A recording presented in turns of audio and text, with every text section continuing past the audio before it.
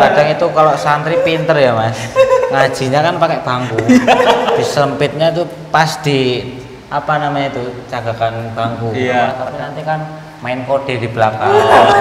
Kalau buat status, kalau di rumah kan di WA, di apa ya, di internet. Kalau di pondok itu statusnya di meja.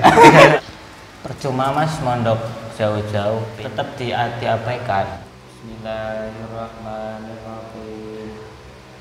Alhamdulillahilladzi qad wafaqa lil ilmi khaira khalqihi walituqa atanahat qulubuhum li nahwihi famin azimi syanihi lam tahwihi fa usyribat ma'na dhamiri syani fa uribat fil hani bil alhani summa sholatu ma salamil laiki ala nabiyil asahil khalaiki.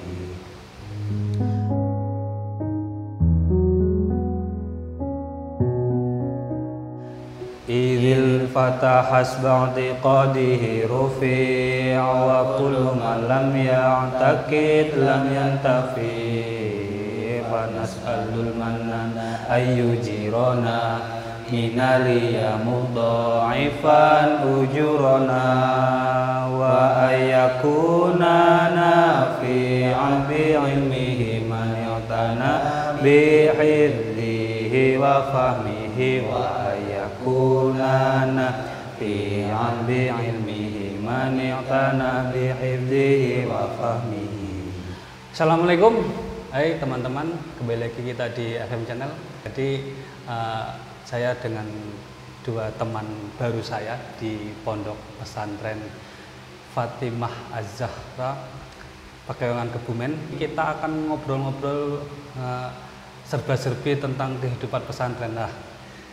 Dua narasumber kita ini adalah dua santri yang punya gelar ter apa itu nanti kita ikuti di obrolan kita dalam sowan, jadi tetap stay tune di FM Channel.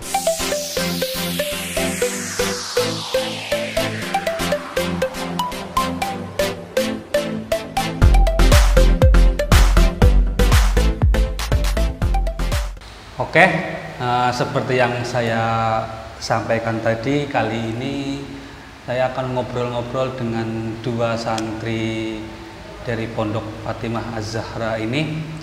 Tadi saya katakan mereka berdua memiliki gelar santri ter. Pertama ada Mas Iswanto yang santri terlama, yang sudah lama di sini, ya bisa dikatakan sesepuhnya lah. Aslinya Gombong ya mas ya? Seruang. Oh Seruang, Pandansari. Iya berarti. Terus sejak tahun berapa di sini?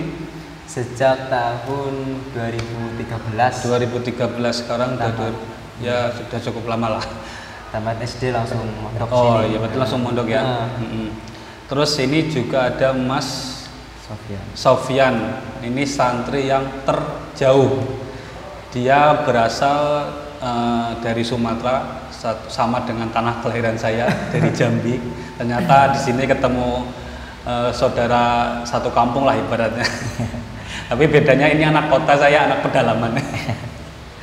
Nah, kebetulan beberapa waktu lalu sebelum saya mengadakan syuting untuk sowan di kali ini, saya ibaratnya itu mensurvei untuk mencari calon narasumber untuk di sowan kali ini, dan alhamdulillah ketemu juga dua santri terlama dan terjauh. Nah, mungkin pertama saya mau ke Mas Iswanto dulu. Sebagai santri terlama, apa yang kemudian dulu menjadi sebuah motivasi dari Mas Iswanto untuk menjadi santri atau mondok itu mas? Dulu ya saya kan kesini ya dulu ya. Pertama ya dari keinginan saya lah, pengen mondok. Iya. Terus dari dukungan keluarga. Iya. Disuruh untuk mondok di sini. Iya. Pas waktu itu kan saya itu pas masih sekitar jadi berumur sekitar 12 tahunan lah. Iya, masih Ya, usia pas- SMP itu ya. Iya. Ah. Terus saya ya pas dulu ya saya bingung mau benar apa sekolah ya.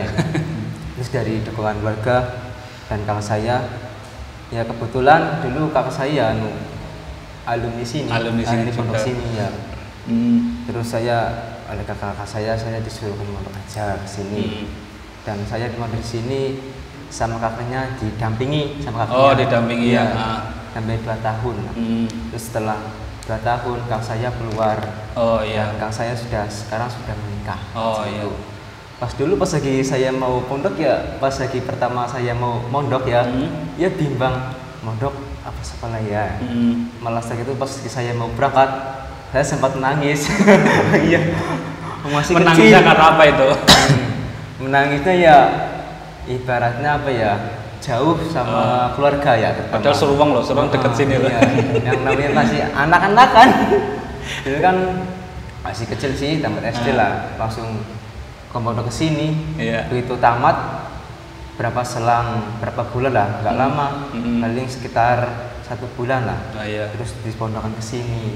Pas belum berangkat ya saya menangis. Karena kan jauh sama ibu dan ayah. Berarti di pikiran sampean itu ketika itu jauh dari keluarga itu ya, yang bikin kemudian jadi sedihnya di situ kan ya. Iya.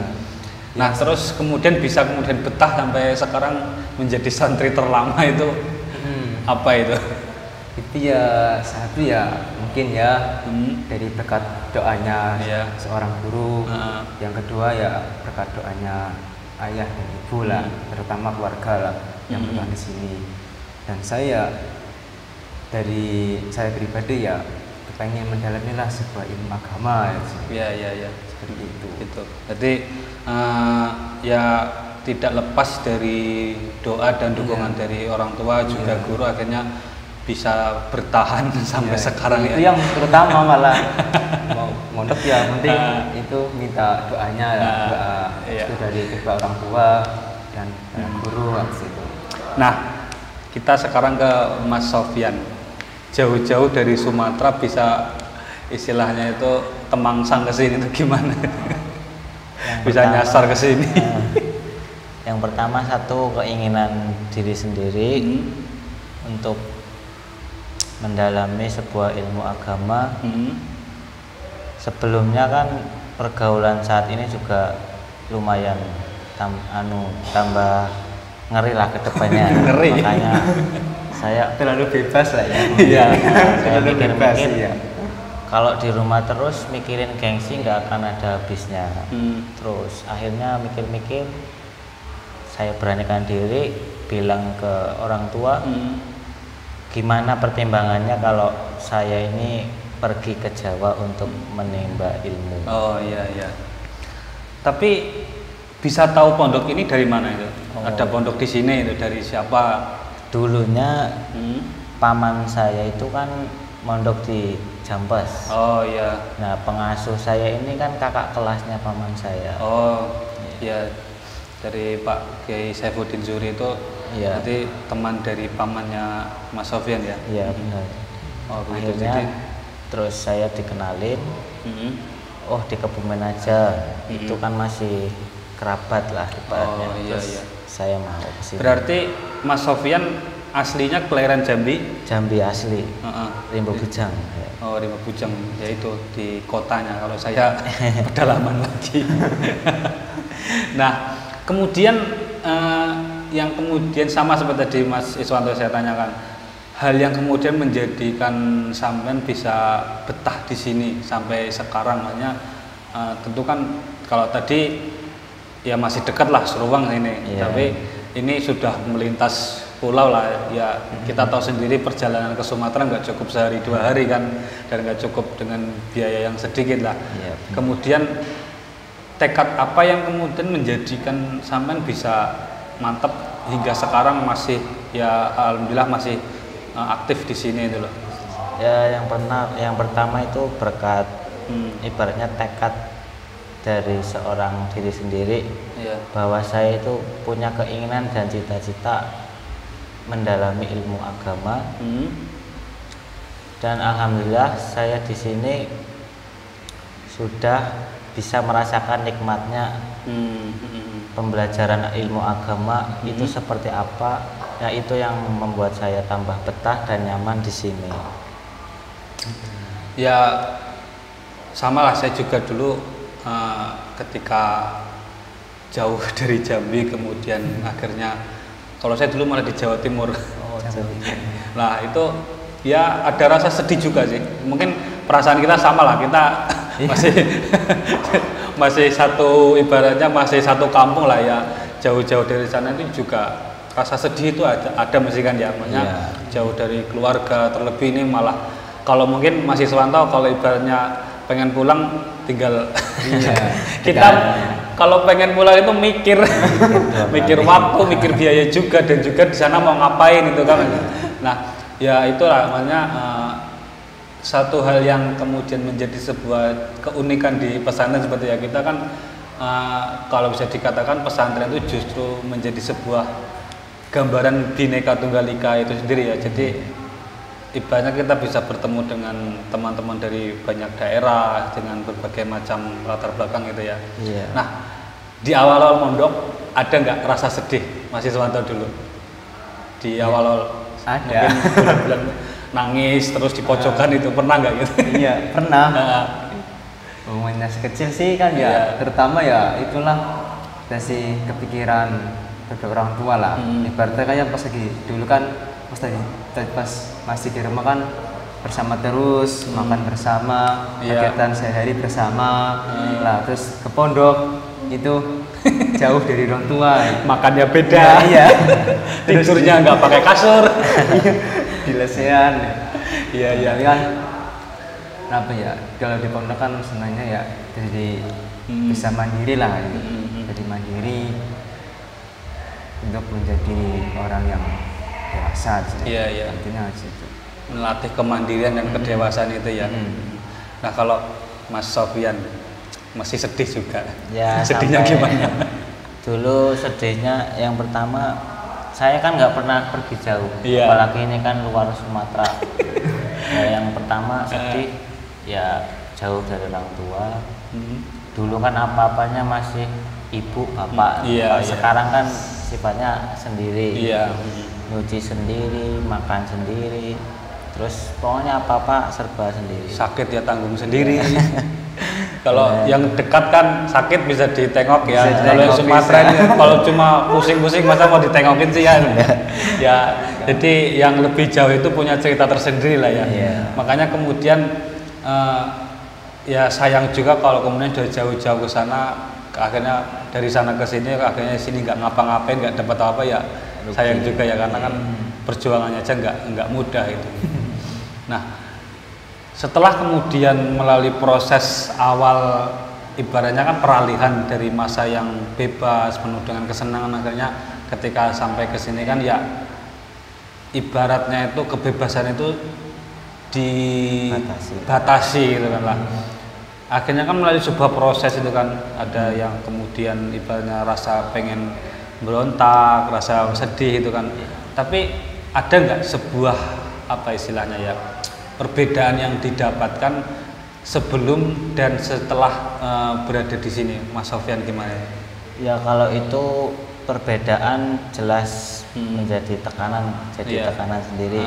Yang tadinya bebas mainan HP, terus kalau di pesantren kan juga dibatasi, tidak boleh memegang elektronik lah jenisnya. Ya itu sempat punya pemikiran pertama mondok kayak gini ya. Ngenes lah ya. Ya yang tadinya bisa ngabarin orang tua kapan saja kan bisa, kalau sekarang kan nggak bisa. Akhirnya jadi mikirnya jadi tambah. Oh iya, setiap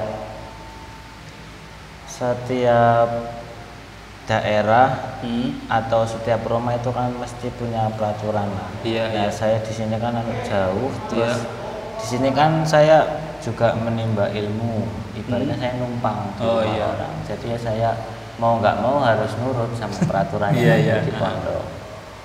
Nah, tapi kemudian dengan adanya hal semacam itu memberikan sebuah perubahan nggak ke ibaratnya ke sikapnya Mas Sofyan dalam ya dalam segala hal nggak, maksudnya mungkin yang sebelumnya itu sukanya begini, terus setelah itu sudah beda lagi ya, ada perubahan nggak? Alhamdulillah udah banyak sedikitnya ada perubahan. Yang pertama dulunya suka main, sekarang kalau main terus percuma, wong di sini niatnya mau ngaji. Iya. Akhirnya rasa ingin mainnya itu udah berkurang. Terlebih lagi-lagi rumahnya jauh ya. Iya. Itu mungkin.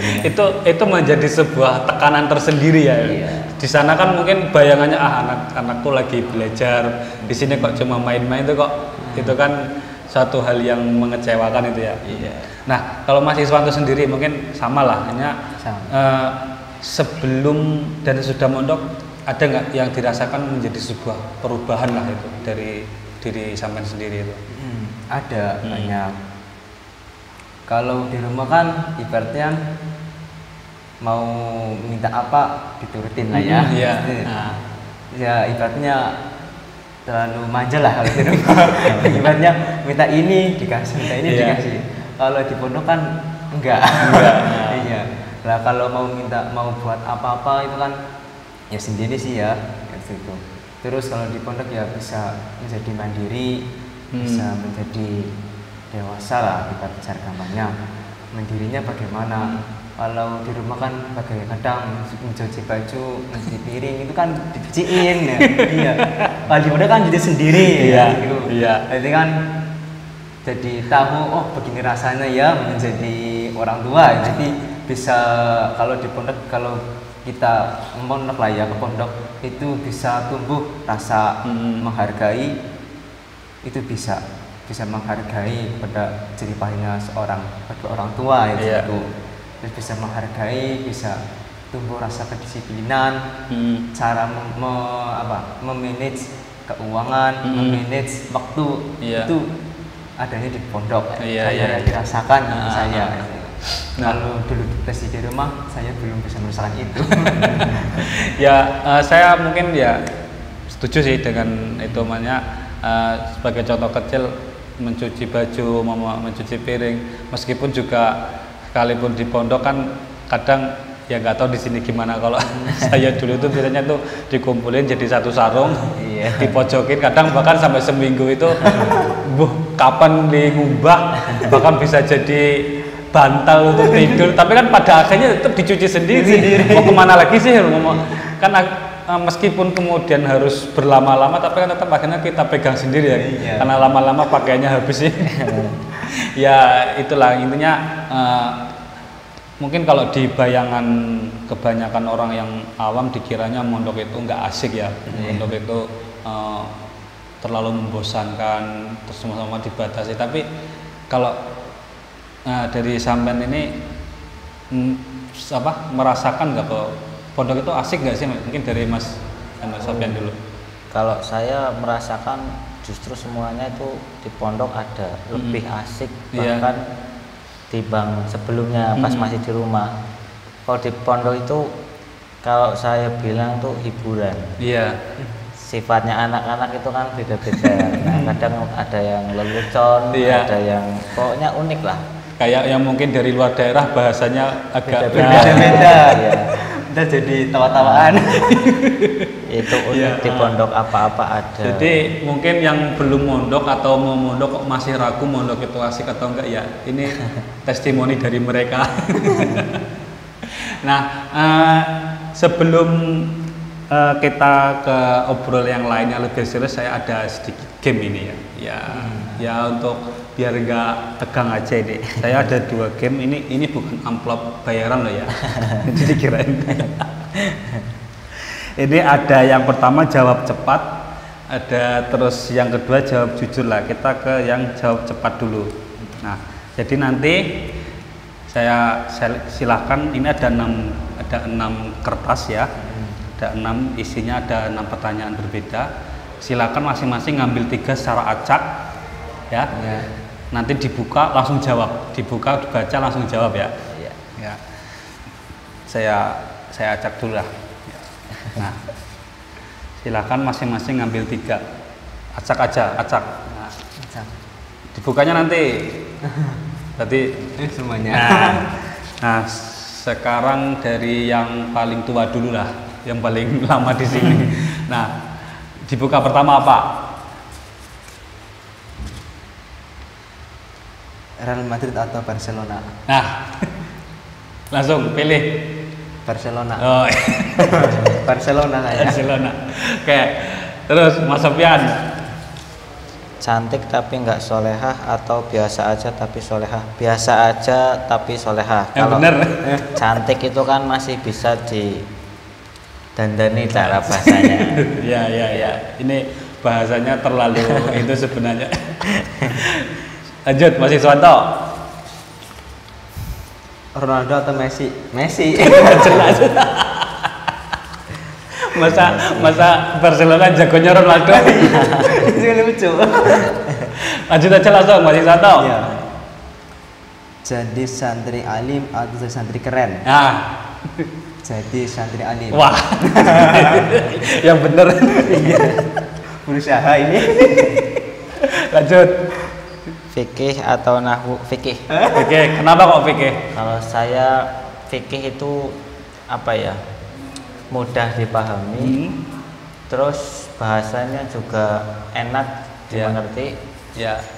Terus di situ juga babakan yang paling penting kayak sesuci, terus cara mandi, menghilangkan najis itu di situ ada. Iya. Makanya saya pilih. Oke. Terus lanjut. Jadi ustadz atau pengasuh? Ya. Pengusaha. Oh, jadi ustadz atau pengusaha? Kalau diizinin sih mintanya jadi ustadz aja. Wah, gitu Ustaz. Ya semoga terkabul lah. Amin. Kalau itu tadi, kalau Mas Iswanto sih untuk tadi Mas Sofyan milihnya apa? Fikih. Kalau Mas Iswanto sih Apa? ini kan milihnya antara fikih dengan nahwu, milihnya fikih. Kalau sampean sama atau beda? Kalau saya pilih nahwu. Nahwu ya. Kenapa itu? Ya, kalau kita bisa nahwu, kalau kita bisa nahwu ya, insya Allah kalau kita mau belajar memahami fikih, insya Allah bisa. Ya. Tapi kalau kita udah bisa fikih, memahami nahwu belum bisa di situ. Terus kalau tadi jadi ustadz atau pengusaha kalau sampean? Saya ya apa ya? Dua-duanya. Nggak bisa, suruh milih salah satu. Bisa. Usaha, ya. Terus tadi kalau sampean Real Madrid atau Barcelona? Kalau saya tetap Barcelona. Oh, untung nggak beda. Kalau beda nanti bisa ribut di sini. Oke, itu yang jawab cepat. Ini ada lagi amplop satunya lagi jawab jujur. Nah, kalau tadi langsung ambil 3, ini ambil satu-satu dulu. Saya tadi sudah Mas Iswanto, sekarang Mas Sofyan ambil dulu satu-satu. Oke, dibaca langsung. Selama saya mondok, saya paling suka melakukan selama saya mondok. Paling suka Melakukan apa? Mungkin joget TikTok atau main game. Kalau sukanya itu nurut aja lah sama pengasuh, nggak neko-neko lah. Jawabannya terlalu aman sekali ya. Sekarang Mas Iswanto. Ya. sesuatu yang tidak banyak teman-teman ketahui dari saya. Ya, apa? Dari saya. Mungkin tukang nangis di pojokan. Atau kalau pulang jajannya diumpetin. Atau apa? Yang tidak tahu adalah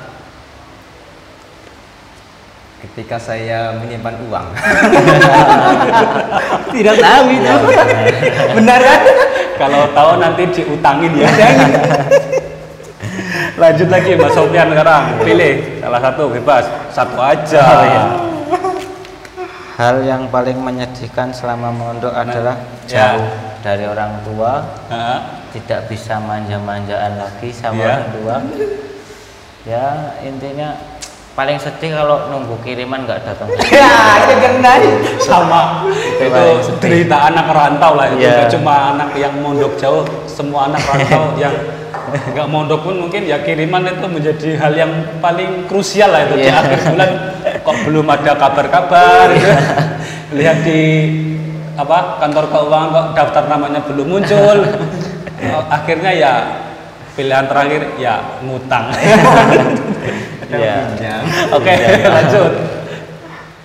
Oke. Sebagai santri terutama saya merindukan sebagai santri terjauh Terlama atau kan terlama. itu pilihan Iya. ya. Berarti sebagai santri terlama yang paling dirindukan apa? Ayah dan ibu. Ah, so Dan sweet. ibu. Iya, ayah dan ibu. Ya, ini anak yang berbakti banget ini. Ya, insya Allah semua santri juga rindu sama ayah dan ibu ya. Oke. Pengurus pondok tidak pernah tahu kalau saya ya maaf nih ya, maaf. Iya. Kadang saya suka ngupil. Ya itu kan karena apa ya? Risih lah Mas. Ngupil ini? Iya. Oh. Nggak, kadang kan orang beda-beda kan. Bentar Mas. Apa pengurus di sini ngurusin santri yang ngupil ya? Enggak. Maksud saya itu ya mungkin pelanggaran apa dulu kalau tidak bukan- diketahui. Ya, tidak berhasil surat-suratan. Wah. Kadang itu kalau santri pinter ya Mas, ngajinya kan pakai bangku, disempitnya tuh pas di apa namanya itu cagakan bangku. Iya. Kadang pinter kalau santri putri disempitnya di bawah, yang putra disempitnya sama di bawah, tapi nanti kan main kode di belakang. Itu yang sering ketolongan. Emang surat-suratannya isinya apa itu? Isinya mungkin sebuah kerinduan. Kalau santri kan memendam rasa kadang. Ya, akhirnya kan kita bisa menyimpulkan bahwa semakin terbatas itu ternyata kecerdikan semakin bertambah. Nah, intinya mensiasati sebuah keterbatasan gitu lah ya. Kadang kalau buat status kalau di rumah kan di WA, di apa ya di internet. Iya. Kalau di pondok itu statusnya di meja. Di meja ngaji. Statusnya di situ. Iya. Mengutarakan sebuah perasaan di situ biasanya. Kan ntar dibaca-baca oleh banyak orang. Kayaknya pengalaman ya. Terakhir, ya. Hal yang paling dikenang senang pondok adalah Ya, hal yang paling dikenang mungkin senang suatu hal yang memalukan atau sebuah prestasi atau apa. Mungkin pas lagi tidur dibangunin sama santri putri atau dibangunin sama Pak Kiai. yang memalukan apa ya? Banyak sih. Satu aja. Ada aja. Ya, atau dua ya nggak apa-apa. Yang memalukan ada. Apa? Apa ya? Ngomong saja. Iya. Maaf ini ya. Kadang kan halo santri ya. Kadang tidur ya. Iya. Tidur kan biasaan ini kadang. Ya bukan cuma saya doang ya. Saya pernah mengalami. Tidur kan kadang lupa tidak pakai celana kan. Sarungnya kebuka. Namanya di pondok ya. Mau bersama-sama. Ya. Ada kan lagi apa antar gatel apa garu-garu ini kok malah ke atas akhirnya.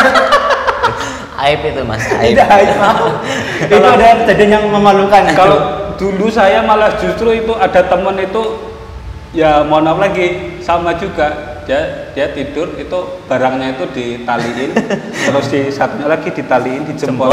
Lah kan tidurnya begini terus dibangun otomatis kan kakinya lah. itu dia langsung Itu kalau teriak-teriak satu komplek kencang.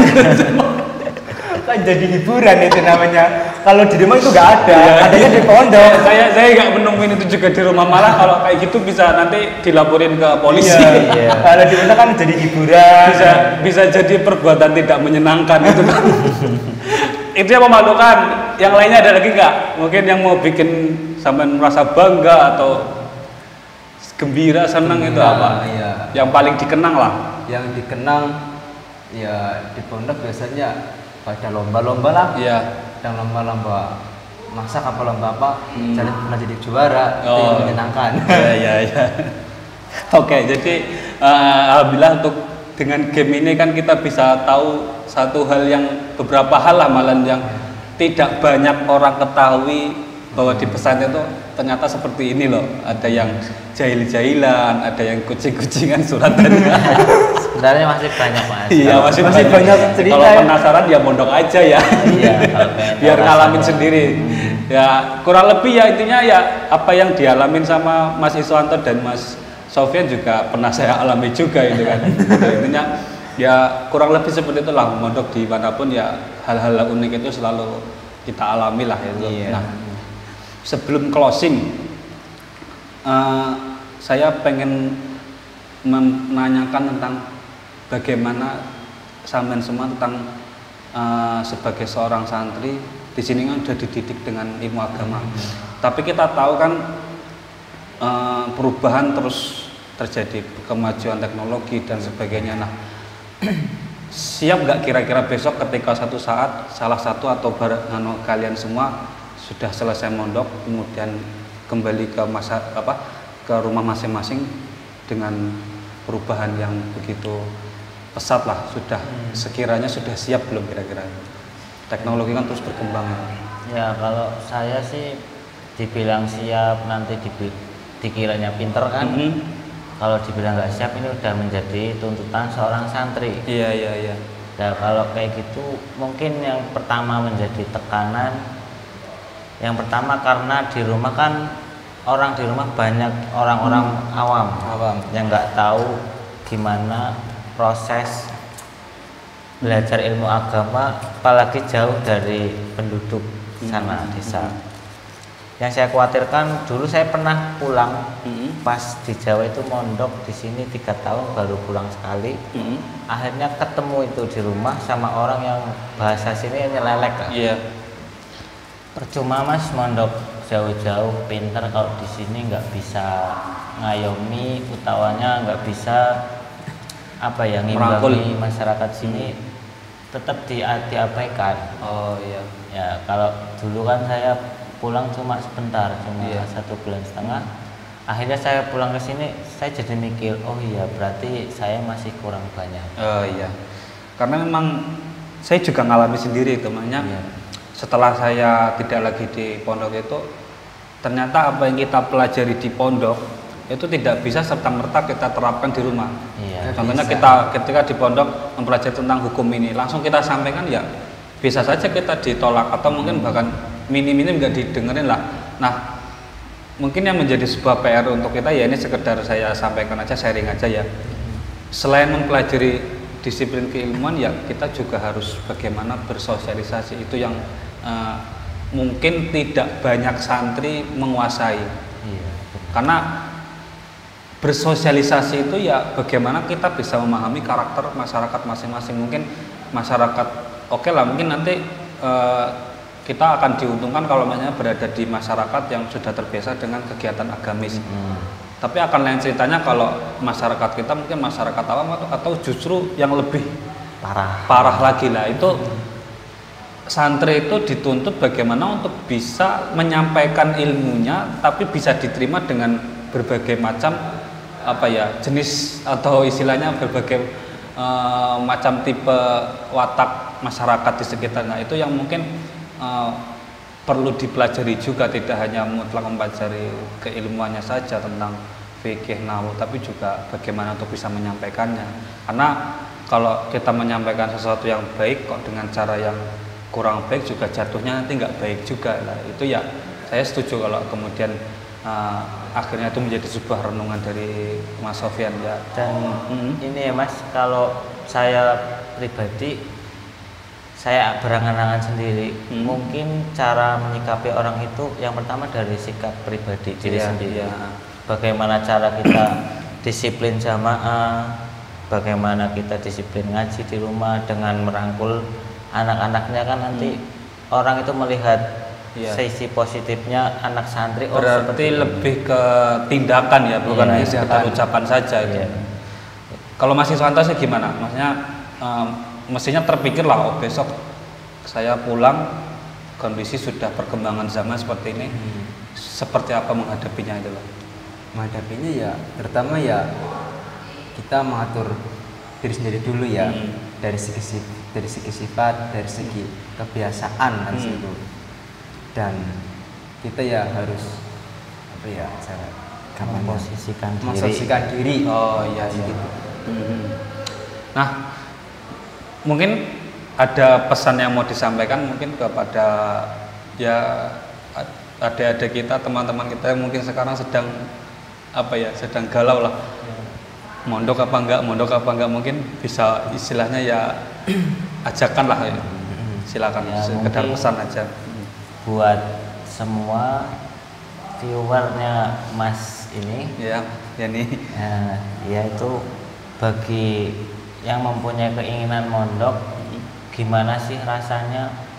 Terus kadang kan cuma pandangan orang tua itu mondok nih sekarang apalah mondok, penting sekolah umum. Padahal yang pertama yang pertama paling diutamakan itu kan mondok, ngaji, mendalami ilmu agama. Ya kalau seumpamanya nggak mondok, ya mau apa lagi sih? Mungkin ya kalau kepengen mondok, yakin aja tekadnya. Saya mau mondok, bilang ke orang tua, kalau orang tua ada langsung berangkat, ya Oke. jangan ditunda-tunda. Mas Iswanto ada pesan Ya, untuk setiap yang pesan. mau mondok? Yang untuk pesan buat yang mondok, jangan takut lah kalau di pondok. Santai saja, di pondok kan banyak teman. Iya. Jadi kalau ada permasalahan apa, ya sebaiknya dimusyawarahkan. Intinya jangan takut kalau mondok. Kalau di pondok itu asyik. Ya, Saya saya setuju itu. Ya, oke. Ya, itulah obrolan kita. Ya, semoga bisa menjadi sebuah wawasan baru lah. Kita jadi banyak tahu serba-serbi kehidupan di pesantren dan juga santri-santrinya seperti apa. Bisa kita tahu sedikit banyak dari obrolan kita. Intinya semoga obrolan kita ini menjadi sebuah perbincangan yang bermanfaat lah ya. Bisa memberikan sebuah informasi kepada masyarakat umumnya. Oke, itu tadi obrolan saya dengan Mas Sofyan dan Mas Iswanto. Kita bisa banyak dapat informasi dan wawasan dari pengalaman mereka lah, kita sharing-sharing tadi. Dan jangan lupa untuk tetap saksikan Sowan di FM Channel, dan mohon untuk tetap didukung dengan cara like, share, komen, dan subscribe di FM Channel. Dan sampai jumpa di Sowan berikutnya. Assalamualaikum warahmatullahi wabarakatuh.